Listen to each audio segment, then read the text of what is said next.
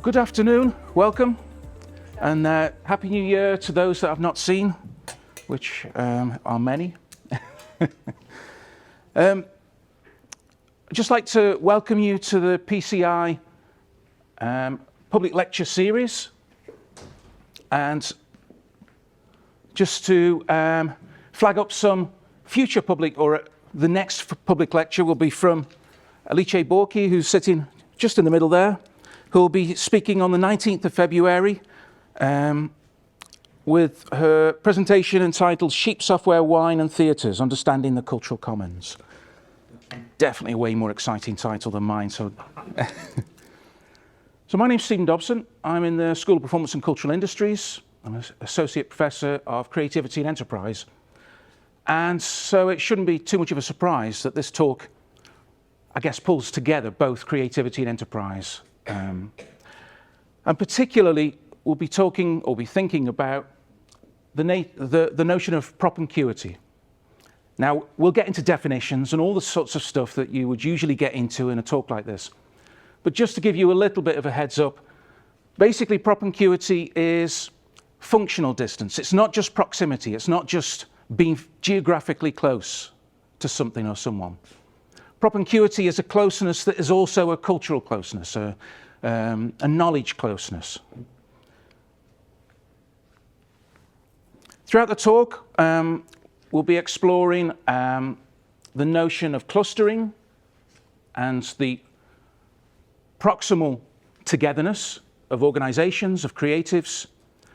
And we'll move from, at the firm level, at the organizational level, at the micro level, up through into the sort of agglomeration and the larger clusters.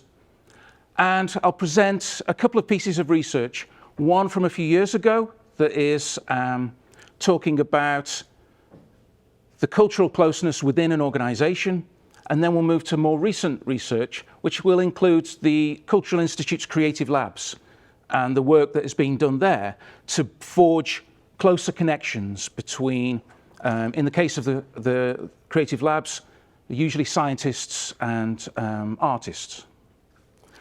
And then we'll also think about some of the issues and some of the concerns for policymakers when using a cluster, creative cluster model as a way of generating or revitalizing local creative economies.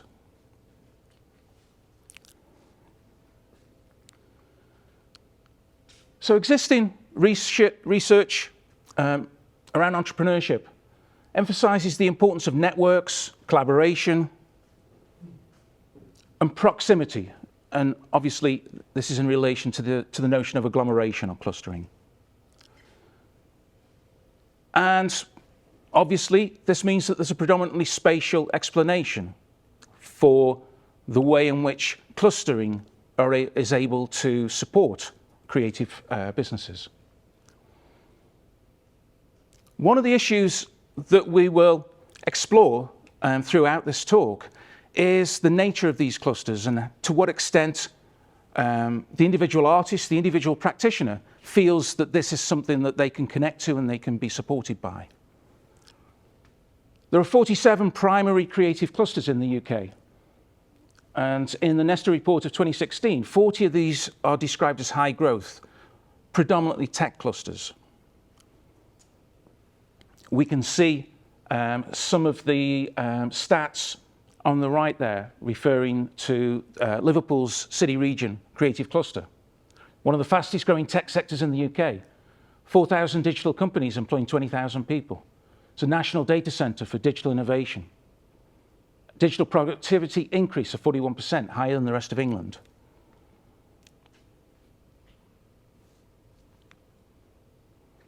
We can see the 47 clusters around the UK.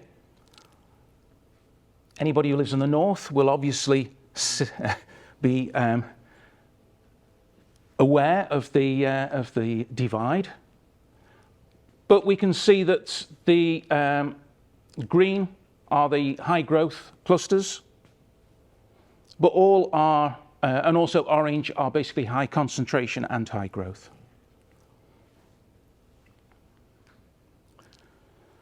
And from an economics perspective, The reason why that's supported is due to theories around agglomeration.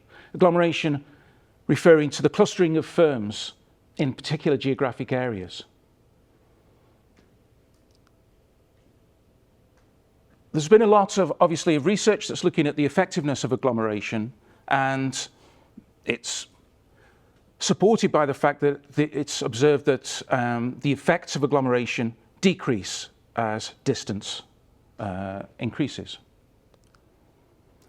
The benefits of agglomeration and clustering due to things like cost savings in areas such as resource flows and business support. If there is a business support mechanism for a certain type of industry, then it's more effective if all of those industries are co-located geographically. Other benefits, summarized by Bolter and Roby, describe three mechanisms: sharing, matching, and learning. Sharing refers to more efficient use of resources for firms, lowering transportation costs, closer proximity to customers, and so on.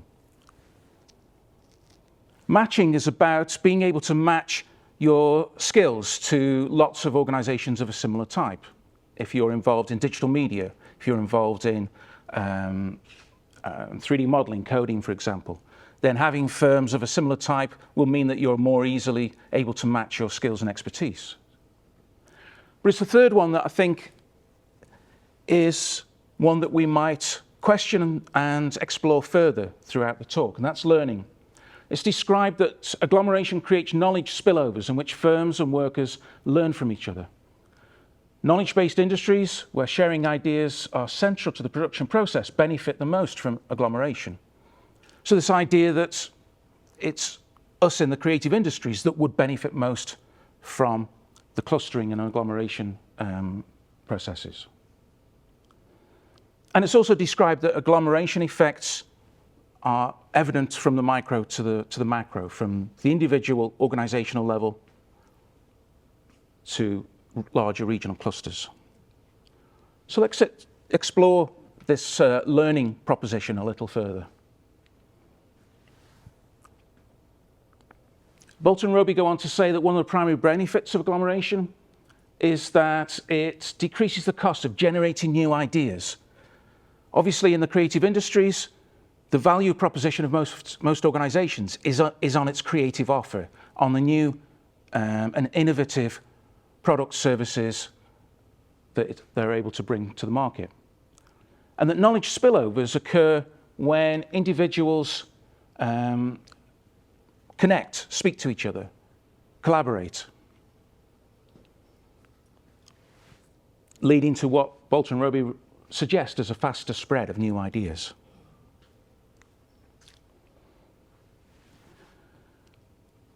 So this idea of creativity and innovation in organizations and where that comes from and how it's driven is something that comes from a lot of different perspectives from a research point of view. Entrepreneurial behavior, learning, interfirm networks, and innovation. And so, research that myself and colleagues undertook in Sheffield in 2017 explored how this actually happens in practice, first of all at a micro level. And this is in a media-based company that designs and builds consumer websites in Sheffield. And as you can see from the slide, they've been in operation since 1990. They reached a peak of 60 employees, and then through the economic downturn, downsized and relocated to a smaller premises and to just 13 employees. But still with the challenge of being able to generate innovative products, new ideas and creativity, being a core component of that business. And so our approach was to use social network analysis, and that is to explore the connectivity between staff members. And we used 6 measures in our questionnaire with those staff members. And it was essentially, who would you go to when you're completing everyday working tasks? who would you collaborate with in just your everyday, day-to-day work? Who would you go to when you're trying to develop new ideas? Who would you go to just to chat about social topics? Discussing everyday working practices, seeking expert advice, and making decisions. And so we used this questionnaire to build a sociogram, a network of who were the most significant in that network for these various different dimensions. In the paper, we talk about all of these dimensions, but obviously for the purpose of this talk, I'm much more interested in the developing new ideas. We get something like this, where we are measuring betweenness and connectivity. Connectivity is basically how many people come to you.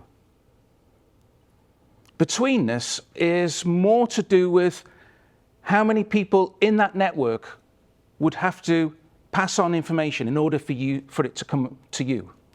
How close to the surface are you? So if in any situation people would tend to only need to talk to one person in order for that information to then come to you, then you would be described as having a very high level of betweenness. Or if you were tucked away somewhere, very rarely speaking to anybody, and would require many different chains of discussions and conversations before you get that information, you would have a very low level of betweenness. And you can see in terms of the anonymity, obviously we've got letters representing each of the members of staff, and the A and G are the two founders of the organization.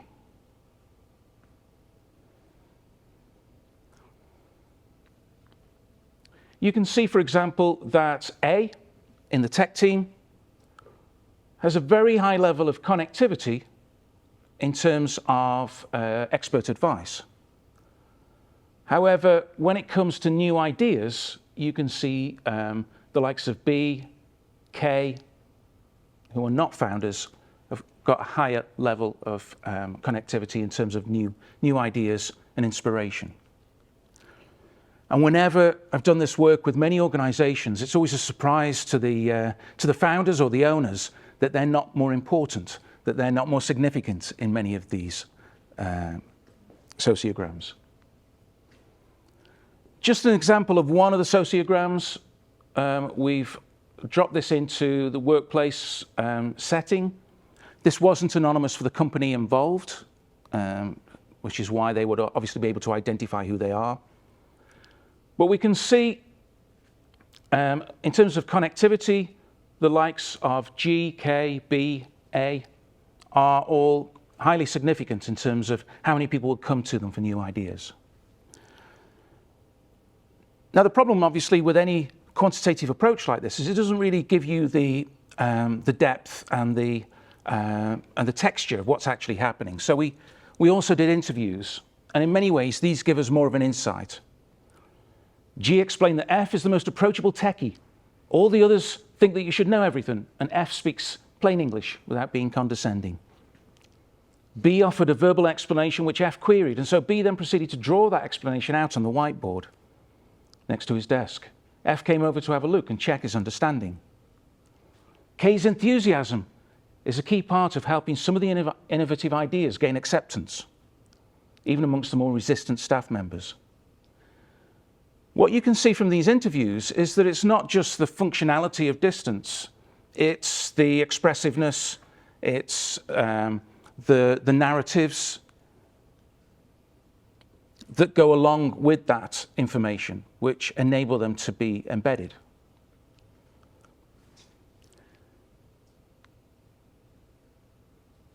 Now, at a firm level, this means that new ideas and creativity still require this kind of very connected, day-to-day exposure to your colleagues, to the people that you're working with. That a new idea isn't just transferred, obviously, instantly or easily, and requires that narration, that enthusiasm. When we think about the impact of clusters outside of a single firm, then we can imagine that this becomes much more challenging. You're not spending the same amount of time with colleagues outside of your own organization. Many of the opportunities for business-to-business skills sharing are potentially through, for example, some research on the Guildford gaming cluster, which I did a couple of years ago, looked at how, in the gaming cluster there, how skills and knowledge was shared. And that actually wasn't necessarily through collaboration. It was mainly through staff leaving one firm and then working for another firm. So actually they're taking the knowledge and they're taking those skills themselves to that firm. So it wasn't necessarily through kind of collaborative means. Now the agglomeration obviously still works in that situation. The reason why they're able to move quite easily from one firm to another is because they don't have to move house, they're co-located. But actually it's not necessarily to do with the transference of knowledge between two people, it's literally the transference of that person. If we are talking about having much more reduced contact time than you would have with your colleague that you share an office with or is just down the corridor, then we can imagine that a much shorter contact time with somebody from another organization. We're much more talking about sort of technical knowledge that can be externalized quite easily. We're not necessarily talking about those complex creative ideas that require somebody to draw them on the whiteboard or to explain them with enthusiasm. So if we are talking about the transference of creativity from one organization to another, then it's much more likely to be either technical knowledge or between like-minded people. And the idea of being like-minded is quite an important part of what we will be thinking about. So in our workplace, we can imagine that the creative part of that creativity to innovation path requires lots of drawing on whiteboards, lots of enthusiasm to try to get ideas across. As we start to move to a much more distinct and less chaotic phase of innovation, then it becomes much easier to consider transferring of information in a much more explicit and simple manner.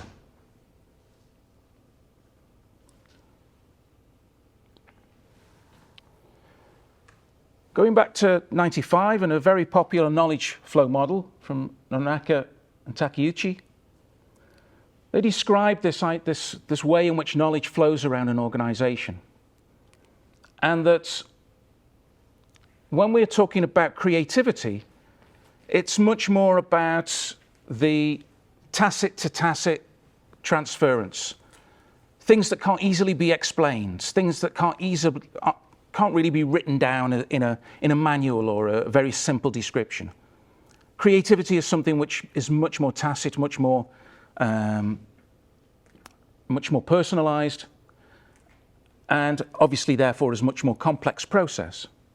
And in this model, the tacit to tacit knowledge transfer is described as being supported through socialization, regular contact, long-term contact between two people. When we want to try to turn that into explicit knowledge, then that's where we externalize that into some kind of performance or some artwork or some piece of work, a manual or whatever. But it's focusing on the tacit to tacit, the creativity which drives the culture and creative industries, which shows that it's much more likely to be transferred through that socialization, that long-term connectivity. It's also supported by Paul Burns, entrepreneurship scholar, who also talks about the antecedents to creativity, being networking, exposure to diverse influences, diverse ideas, diverse people, observing, having curiosity, building those connections, associating between one thing and another that seem disassociated, questioning, experimenting. These are all the complex things that are happening right at the beginning of the squiggly line. that essentially is referring to the idea of play and playfulness, that's what is happening in those early stages before we can start to even consider some kind of creative output. In a Nesta report of 2010, they therefore question the effectiveness of proximity. The mere existence of a creative agglomeration is not enough for the benefits of clustering to emerge. The other crucial ingredient is connectivity between firms within the cluster, with collaborators, business partners, and sources of innovation elsewhere. And finally, with firms in other sectors that can act as clients and as a source of new and unexpected ideas. These layers of connectivity are underpinned by a dense web of informal interactions. Now, one of the issues, obviously, with informal interactions with firms outside and in other sectors, that needs to be facilitated somehow. We need to have a mechanism by which firms across quite a variety of sectors feel that there is some common ground. And that's one of the key issues that we'll be thinking about with the contribution of the Cultural Institute and the Creative Labs programme. So geographic proximity alone is insufficient for many micro-creative enterprises because of the specificity of their industry. If you live in Liverpool, on the doorstep of their digital high-growth tech cluster, as a ceramicist, where do you even start to bring that new perspective that apparently is so important? How do you even start to even bump into people in some kind of common ground? How can that happen? Proximity isn't enough for that. So instead we might consider the role of propinquity as a critical dimension. Proximity isn't enough. It's about the cultural closeness, the closeness of ideas, of experiences, of knowledge. So it can be defined in terms of a kinship or a level of knowledge or cultural closeness, referred to as the functional distance. Propinquity is usually thought in terms of a functional distance, that is the likelihood of coming into contact with another person. The chances that you'll be at the same events, that you'll be wanting to talk about the same things.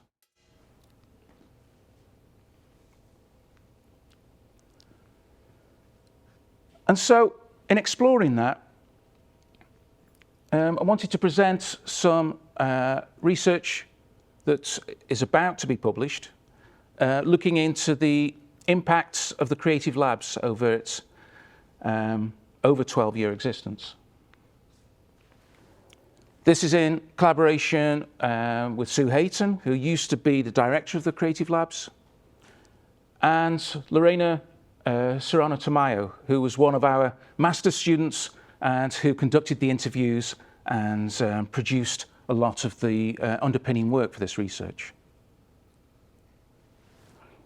So this research explored the experiences of participants. We wanted to know more about this notion of propinquity. How does it happen? How do people get to become more closely connected? Given that the Creative Labs is about bringing together scientists, technologists, artists, people from quite different backgrounds to create those kind of new ideas and synergies that are described in the Nesta report. So the primary research aim was to understand how the participants of the Creative Labs programme perceive their involvement and to propose a theory of creative collaboration from this. It was launched in 2012 as a mechanism to help creative partners and scientists, researchers, practitioners to collaborate and to come together and to basically do cool stuff. The important thing is that this was a co-creative space to share ideas and experiences without deadlines and targets. Play tends not to have a deadline. Play tends to be something which is much more open, much more obviously experimental, and not necessarily with any particular end purpose. The beauty of play is that it's quite open and not not loaded with expectation. Since the inaugural edition, the programme has given rise to over now 35 collaborations, and the lab has incubated a diverse array of concepts, prototypes, synthesised by an equally diverse range of talents and people.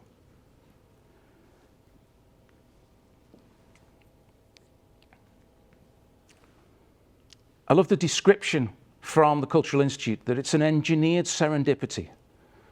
And that's exactly what our ceramicists living on the doorstep of a digital tech cluster in Liverpool needs. They need some kind of engineered serendipity, some way of bumping into some people and the conversation starting.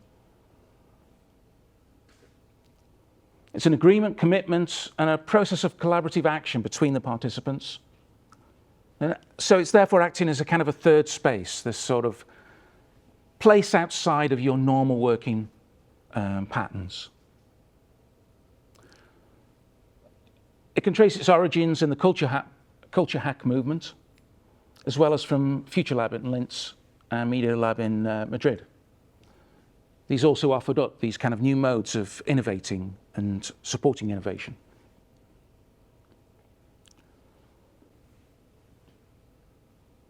It's also worth noting the work of the Institute for Creativity, Arts and Technology. They are also looking at bringing together designers, artists, scientists in a living lab that fosters creativity and promotes reflection. And this was in order to think about the complex problems of the world that require innovative solutions from interdisciplinary actors. So basically, this kind of work requires a high level of social knowledge and cultural propinquity due to it being dependent upon a convergence of ideas. There has to be this kind of close connection between diverse people.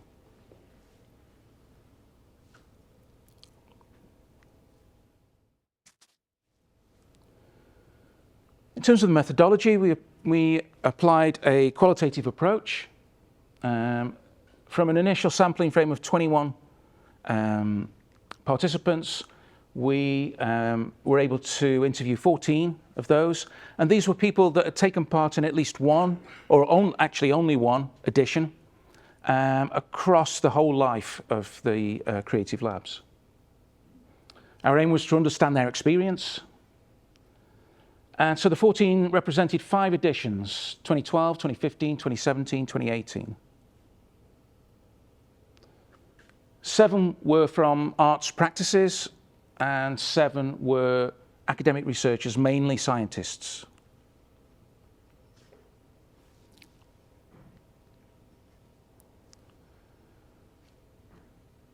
Now, some of the findings from talking to people about their experiences, and it was quite an open interview process where we just wanted them to just talk us through what happened, what was their experience of this.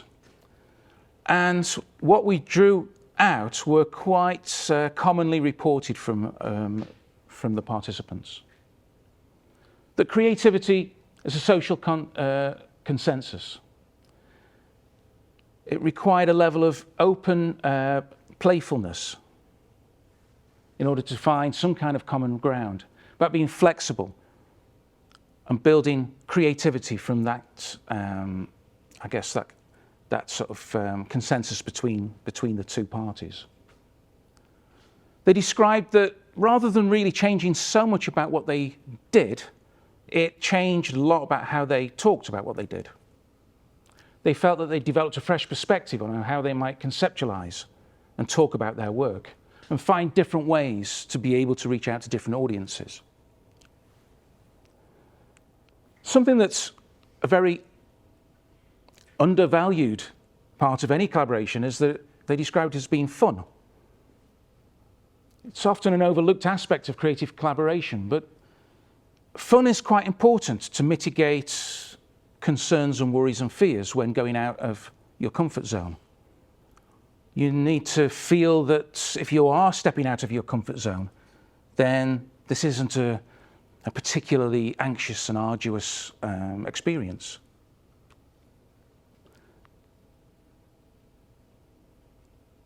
Many described it as a learning journey.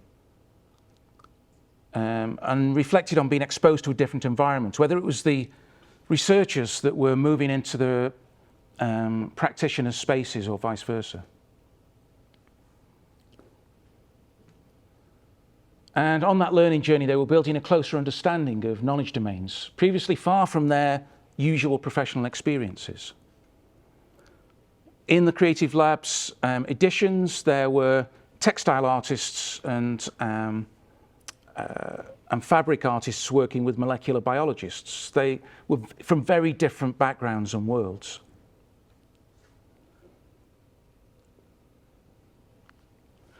Importantly, they described, after the Creative Labs process program had finished, of being capable of allowing new influences to permeate their work, being more open and able to bring in new influences from different places.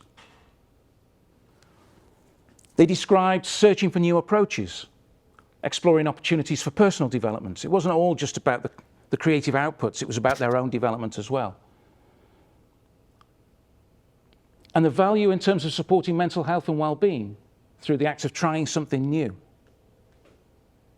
And especially from the researcher's point of view, finding some kind of outlet for creativity. Now remember, there are no expectations for particular outputs. They were only expected to have a meeting at the beginning of the program, a meeting towards the end, and then just give a presentation about what they talked about and their experiences. And so in many ways, this idea about it supporting their kind of mental health and well-being was because a lot of the expectations were taken away from that kind of collaborative relationship. They described not just, obviously, their own learning, but learning from each other. And the notion of boundary crossing has been important for that. Having to describe their ideas to those from different backgrounds provokes new ways of thinking. A number of the participants talked about how previously, when they tried to do these kind of collaborative acts with people previously from other domains, that there was this fear of being foolish, fear of feeling foolish in an unusual circumstance.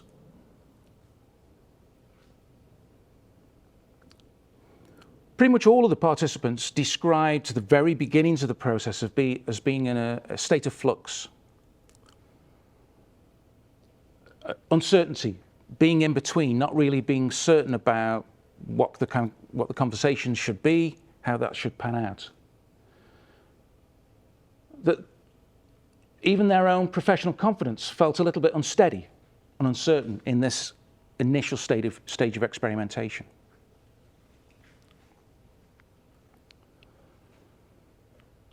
But that was mitigated by what one of the practitioners described as a balance between conditional and unconditional hospitality.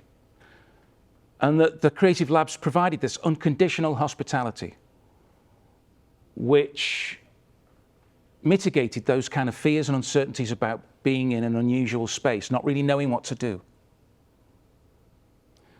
This meant that or pretty much all of the participants felt the opportunity to be creative without it being loaded with some kind of tangible innovation being an expected outcome. Which led to lots of discussions about blue skies collaboration. People talked about having a portfolio of ideas that they could draw upon in the future. We, scientists, struggle to appreciate what arts can bring to our projects apart from just dissemination of research findings. And it was that time that they spent together, learning each other's different perspectives, even using language that they'd not used before, which helps them to consider where the arts might fit into a much more embedded approach to innovation. They all described this idea of an alternative space, stepping out of their normal practice, stepping into other people's workspaces. And all of the participants all spoke about the continuation, that they'd learned something about themselves, they'd found a new a new appetite for being able to step outside of their comfort zone, which meant that they become more open, absorbative to discover new ideas, and that this would influence their practice in the future. They would be able to call upon these people in the future and think more laterally about the kind of projects that they might want to initiate. And so from those, we've proposed this model which breaks the stages into these kind of three general these general states. An initial state of flux that they described, not being certain on what was going on, what was happening, where the conversations would lead, whether they would be able to make anything or create anything from this. In that state of flux, it was important to maintain openness, to adopt active listening, and to be prepared to have your own ideas challenged or to build new concepts. It was from that initial state of flux that the outcome was a more positive mindset about what that collaboration might turn into. And that moved into what we described as a synergy state, where the ideas would start to come together, would start to get closer together. They were no longer quite so disparate. Through communication, through sharing, and through exploration, experimentation, discussing all kinds of crazy possibilities, their previous things that they have done, the previous things that the practitioners have been involved with, the previous things that the researchers have been involved with, started to come together into some kind of shared values, shared interests. From that, they brought an empathy with what was otherwise a very different world, and empowerment, a feeling that they actually would be able to perhaps do something with this knowledge, which led into the self-discovery state that led into perhaps a path for bringing together practice and research, and also a greater understanding of each other's subject discipline, which meant that those common values that they'd built in the previous state could now turn into some kind of actions. Now, it's interesting that despite the fact that there were no expectations from the Cultural Institute that any of the collaborations should create anything, they all did. They all came to the presentations at the end with amazing works that have been created, amazing collaborative ideas that generated new artworks, installations, new way of thinking about science, and had created long-term collaborations that were being drawn upon, and is part of some future research to track where the longer-term collaborations have led to. And so the outcome of all those states was a greater ability to connect and collaborate, the creation of new relationships, new networks, and the development of new projects. And so we can see that it's this kind of action that is perhaps a requirement in order to make most use of that proximity, that closeness, that geographic closeness that on its own isn't enough. It's activities like this that are required to start to enable people from quite different and disparate backgrounds to make use of that geographic closeness. So as a summary, in the flux state, the language used in conversation might be unfamiliar to each partner, and the participants described being out of their depth, being intrigued, but also quite anxious. The uncertainty was an important part of this experience. The risk of perceived failure, reputational loss, was mitigated by the lack of expected deliverables. And this is quite an unusual thing to ever describe to other institutions that might be thinking about doing a Creative Labs edition. This idea that there are actually no milestones, there's no deliverables. That's quite an uncomfortable thing to somebody that's wanting to fund something. The concern and anxiety felt by participants in attempting to collaborate with someone outside their field is exactly the kind of entry barrier that many micro-enterprises and artist practitioners face. That anxiety and concern about being able to reach out and to connect with people in very different areas of the creative industries. And without the time or safe space that's afforded to them by a program like this, that kind of new knowledge and shared cultural closeness is going to be difficult to achieve.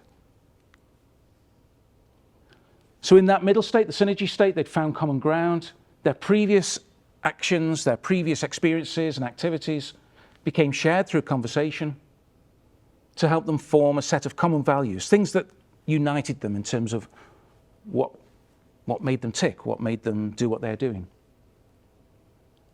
The notion of respect and equality was consistently repeated throughout all the participants. And the outcomes of this stage of collaboration is an increased level of communication, sharing, and an ability to move forward. There's also a sense of exploration, experimentation that had been previously untapped, been unlocked through talking to their creative lab partner. In that final stage, participants reflected not just on the project itself, but on their own development, their own changes in themselves, their own professional development. The personal transformation and their capacity for boundary crossing and creative experimentation was seen as probably the most valuable thing that came out of the program. Not necessarily the projects themselves, but their newfound ability to be able to reach out further to quite disparate people. And participants described continuing with new projects with their partners, expanding on their networks, being introduced to other people.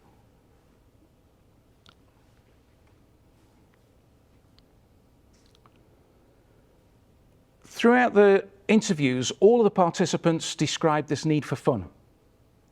It's a very underrated and under-researched area of creativity research.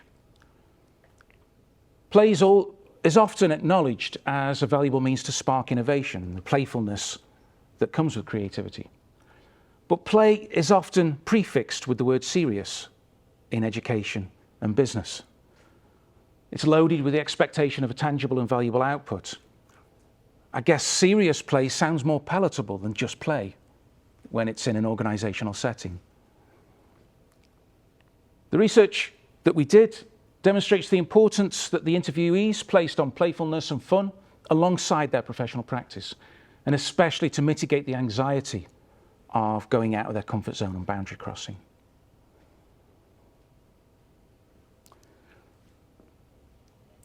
Now, there are some quite significant implications when thinking about how this might be rolled out further than a project at the University of Leeds. 29% of the creative industries are freelancers. So a third of the whole sector are freelance. And usually, because of this, need to adopt quite short-term survival heuristics.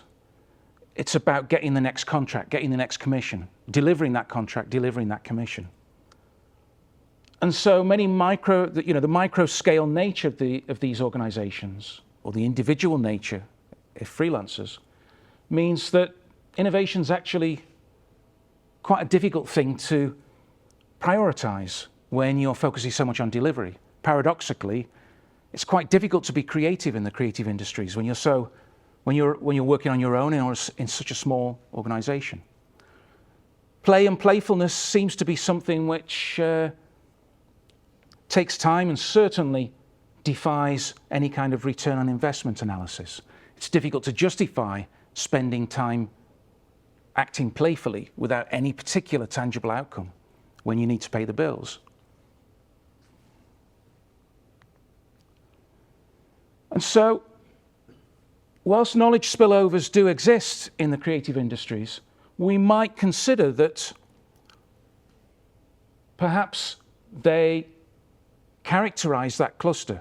that those knowledge spillovers are more likely to occur between like-minded professionals because it's just easier.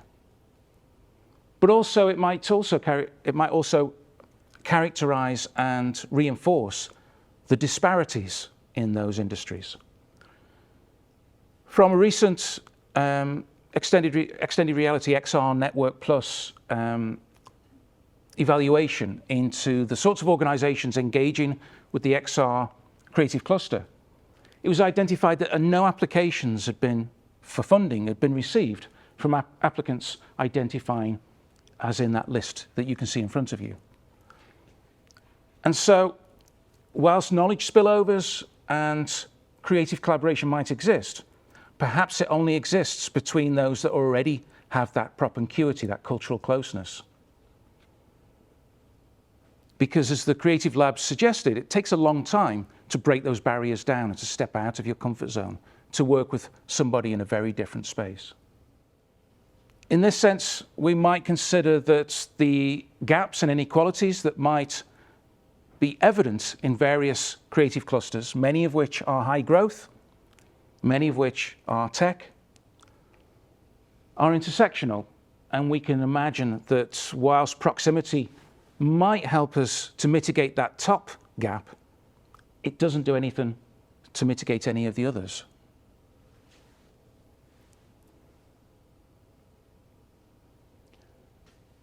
So, getting to my conclusions. Whilst micro-enterprises, freelancers make up a large proportion of the creative sector,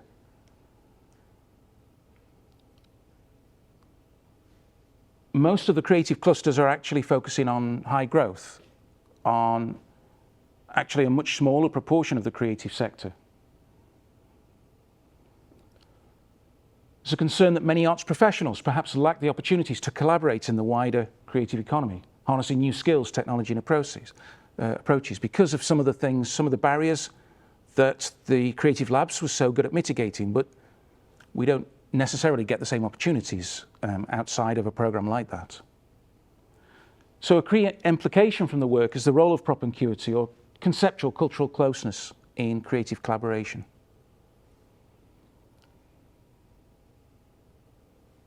Where is our funded play to help us break down some of these barriers and to bring in those diverse perspectives that these creative clusters seem to describe that they need to support innovation? And I'd just like to end with a shameless plug. Thank you.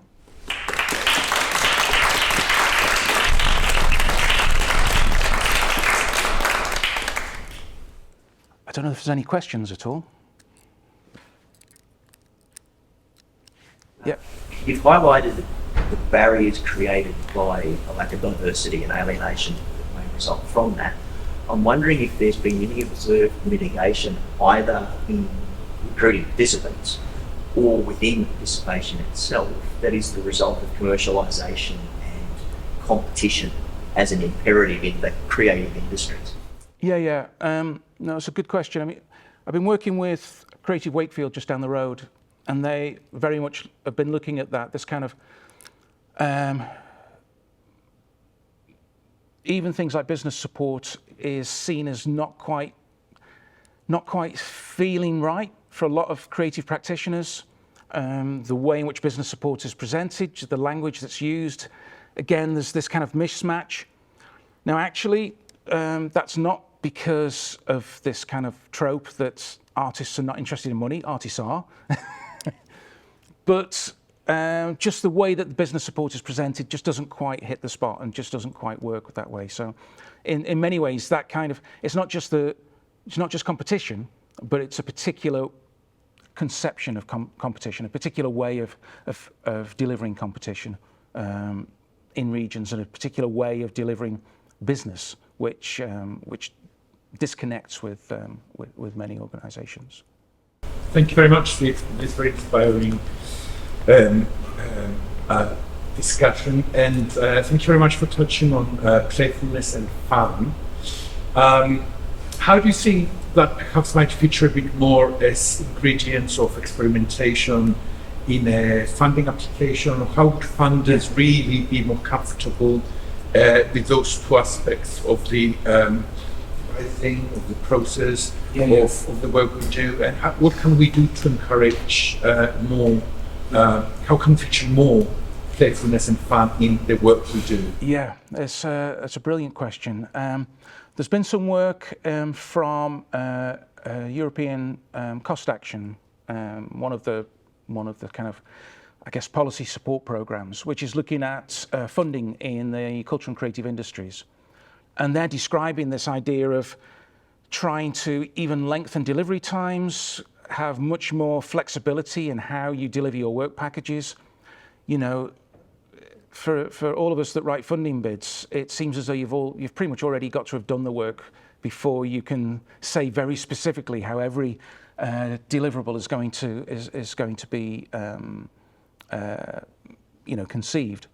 And so everything from the nature in which funders build in greater flexibility, certainly in the early stages and the creative stage, you know, the creative stages, but also trying to make that case. I said that a return on investment approach was, you know, that fun and playfulness tends to defy any kind of return on investment, but that's perhaps because we've not really approached it, you know, formally.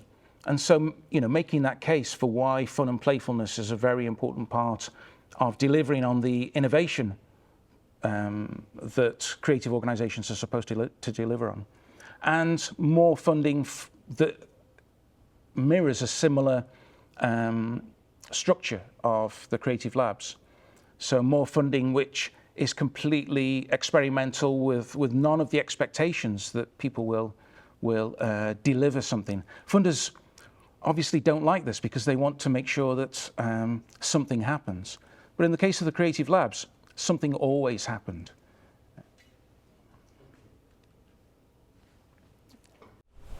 You said a bit more about the creative labs and that the synergies there.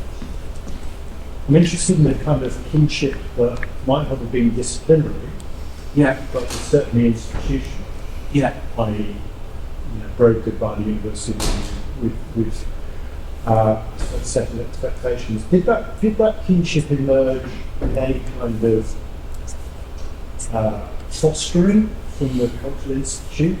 And were there ways in which you might be able to take some learning in respect of those invidious influences you were talking about? In terms of there was very little fostering, to be honest. So the Cultural Institute would help to, you know, arrange people's diaries, help to get people together, but it was up to them where they would meet, whether it would be in one or other's lab or workspace, whether it would be in a local pub, you know, wherever they felt that they were comfortable to meet. But the Cultural Institute would help to cajole and help to sort of, you know, encourage that to happen. But you know, it was very much, as they described, this kind of engineered serendipity. It was very much the engineering was simply putting two people together.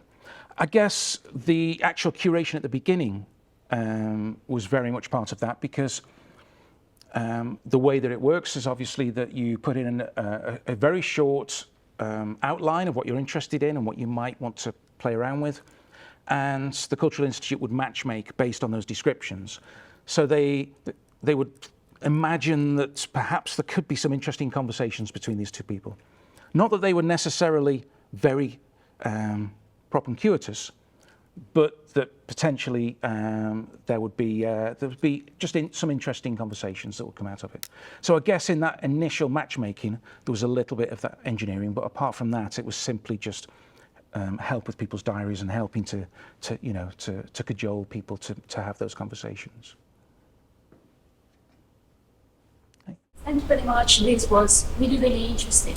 And I was thinking about sort of paradox that is emerging from the research, that in a way you have to create new forms of propinquity in order to challenge existing ones, because that's very much how those inequalities that you were mentioning regarding the creative industries exist. It's just obviously systems of network and things like that. So I think what do you think about this issue in terms of future research? What do you think you would like? Because it seems that it's one of the key aspects of your findings. And what are you thinking about taking this next? Well, I think it's a great question, because I think obviously the research suggests that clustering works and agglomeration works, and there is propinquity between those of like-minded practitioners. The very fact that somebody can walk out of a gaming company one day and walk into another gaming company is because not just of their skills, but they just fit into that, that environment. And so it's about sort of not being happy with that. It's about acknowledging that actually that diversity isn't there, and diversity is what's needed for a greater level of innovation. And so it's the policymakers that in many ways need to work harder and not be complacent that, okay, well, this works, so let's just go with that.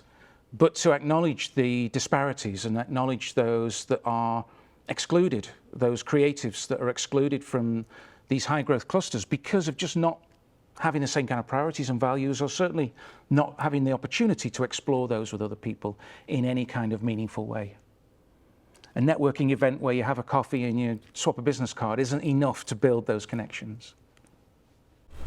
I think it's really interesting, especially about the propinquity. So that is a very interesting concept, and especially one saying about the closeness in the cultural perspective.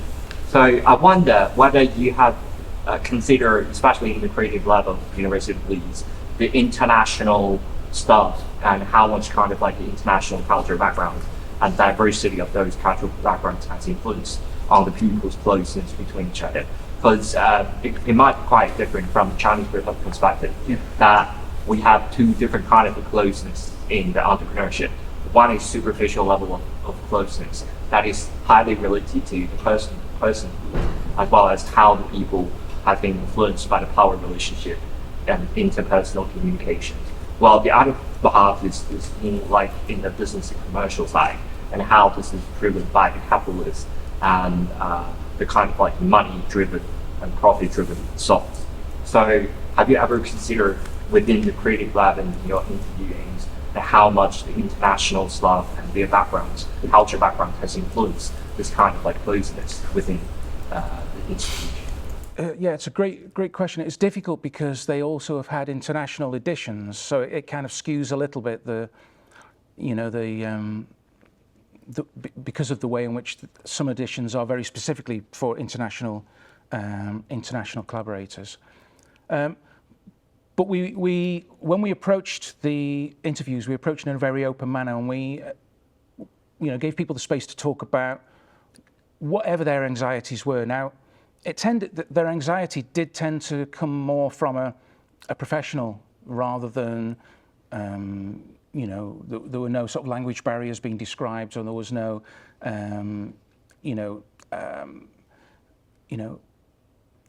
cultural differences from an ethnic or from an international perspective. It tended to be more the kind of professional anxieties or professional uncertainties that were being described. But certainly be something, I think there's so much work in this area, obviously not just with creative labs, but looking at other ways and other initiatives that regions are trying to get people to talk to each other. There's obviously a lot of lessons from process for the creative entrepreneurs that are going to take part in this. A lot of what you're flagging up with the issues of policymakers. Yeah. And questions that I've kind of come across, which are around questions of trust with the process and actually giving them space. Yeah. But what you're calling for runs counter to the direction of what the policymaking is going in, where with the constraints on resources, things are actually becoming more output-driven, more closer almost to a commission of particular outputs. Yeah. So do you have any ideas about how that kind of conversation can be taken forward, how that process of trust can be brought into how those policymakers can actually be challenged, and actually which policymakers specifically you've got in mind? No, it's a really good distinction between the kind of supporting creativity and commissioning creativity. And if you commission, then you tend to want to have somebody that's, you know, an organisation or a partnership that's got track record, that's reliable, that isn't using your money to experiment and play and to explore. That should be done on your own time somewhere else. Somebody else should pay for that, but nobody ever does. So, I mean, the obvious funders such as Arts Council England should potentially be looking at even very modest amounts of money to support these kind of collaborations. You know, the Cultural Institute isn't investing an enormous amount of money in just some people having some conversations. But just being able to pay for a freelancer's day to have a conversation would make a massive difference. So potentially we're talking about very small amounts of money to support conversations. But the benefits of then having people that are much more, feel much more confident going out of their comfort zone and potentially applying for innovative and quite interesting grants in the future. There's got to be a huge return on investment for just paying for somebody's day of conversations and learning. In terms of going back to the model that you've used to do the research, which is the internal university project, are you seeing that as a prototype? Because I think, building on a previous observer, I mean, much of this is happening already, but outside, I mean, in the cliches, this idea of playfulness as being the generator is exactly what the stereotypes and mythologies around Google, and every young startup company then started to have playrooms and soft rooms and billiard tables and places where you could play guitars, and so they took that idea very much as almost the methodology of how we build up a new startup.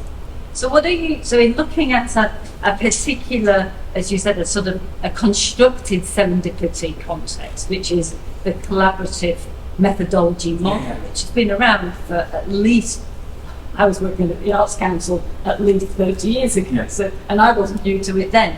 So it's been around a long time. So what are you suggesting between the world where young creatives are actually doing their startups and this very, in a sense, contrived and controlled matchmaking?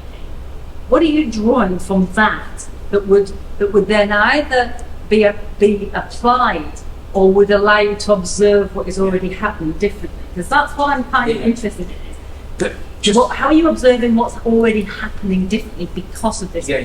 It's a great kind of link to the kind of play spaces of the Googles and these tech startups, who their HR processes recruit people who are very similar people before they then put them in these play spaces.